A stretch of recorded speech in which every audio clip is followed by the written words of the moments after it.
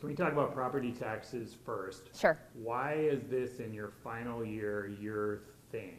Why do this? Well, because we've done everything else. And, last couple years, legislature kind of wanted to take the lead on it. So I stepped back, focused on other things, let them kind of work on it. And we weren't able to get it done the last couple of years. And I think, everybody continues to hear the same thing from the people we serve. Property taxes are too high and we need to rein them in. We need to change it. We're pricing people out of their homes. And so I said, it didn't get done last year, so I was going to make it a priority. We've been working on it all interim from when we gavelled out to when we gavelled in to try to figure out a good place to start. And, when we started, Dave, we were even going to take a look at the school funding formula because they're so intertwined and it's 45 to 50% of the tax bill. And so, as I say all the time, there's really very few levers that we can pull that doesn't have an offset like on school cost or on property tax if we bring that down. It just got to be too much, really, so we've kind of pulled out the school piece, and that's something they'll have to look at going forward. The funding formula is just a nightmare. Everybody agrees. I don't care what party you are. It's so complicated. It needs to be easier to understand, but again, it's not an easy thing to do. So I'll leave that to somebody else to take on, but really focused on just property tax relief in general. I think what's really encouraging to me is everybody is hearing the same message. And so I think the fact that we're in the first week of the legislative session, I've dropped a bill, the Senate has dropped a bill, and the House really had intended to, but they dropped some other bills first, so they'll have theirs next week. So I think that's a pretty clear indication that people are serious about getting something done this year. So I look forward to working with my colleagues and kind of figuring out where we have some consensus, what we think we can get done, and move a property tax reform bill forward. You bring a perspective to this that not everybody has, but you started as a local official, kind of in two different ways, really.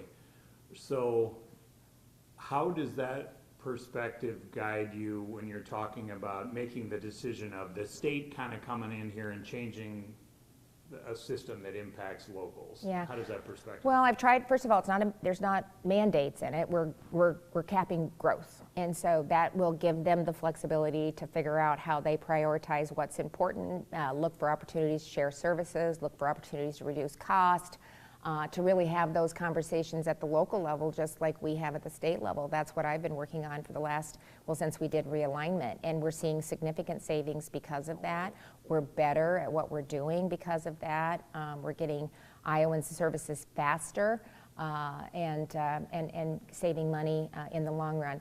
I think the other thing that's been helpful, and I have come full circle because I've spent a lot of time in each one of the areas. I mean, I was in county government for 19 years. I was a county treasurer. It's the longest where I spent most of my career, so I'm very familiar with it. That's why, as hard as it was to say making a treasurer, recorder, and auditor unelected, I would have loved not to have to run for office. Which is not a mandate. That's no. choice. Well, no, it would make them unelected, but we could take a look at that, But it should. It is a proposal to make it unelected, so that would do that. It doesn't eliminate the office. It doesn't do that.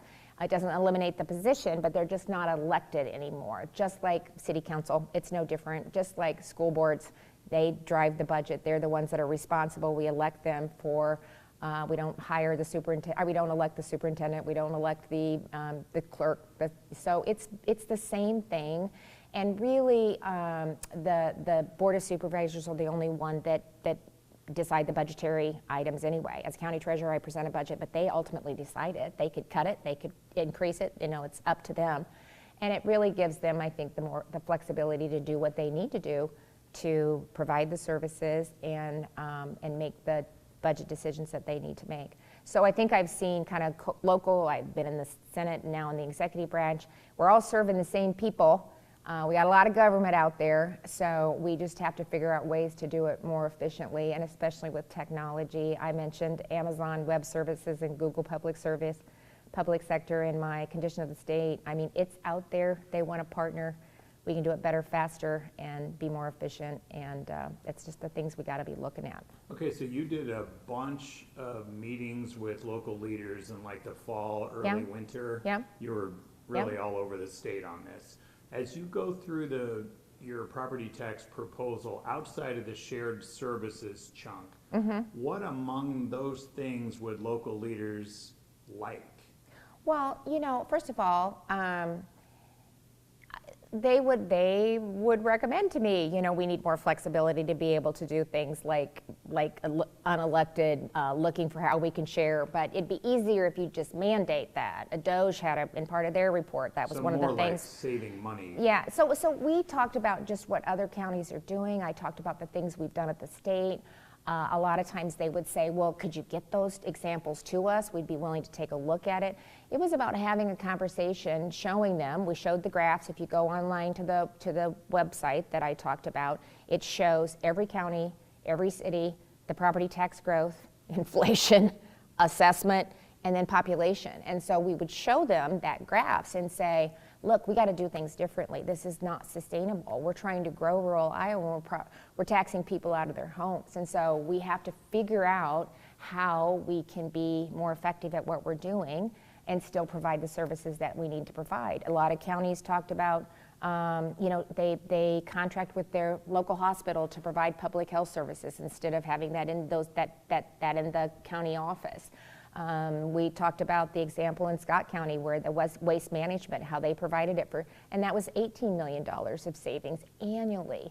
So there's some great examples out there, but as long as they use the process that they use, which is completely different than what we do here at the state. At the state, I have the REC that looks at the budget and they set the amount that we can spend, and then there's the limitations on that, but here's the max. And then you have to figure out your budgets within those means. And so like my cabinet agencies have lived within the status quo budget for years. They didn't even get a 2% growth. And they had to figure out how to cover the increased cost of health insurance, how to cover the increased cost of salary increases if they were mandated, which a lot of times they were with the structure that was set up.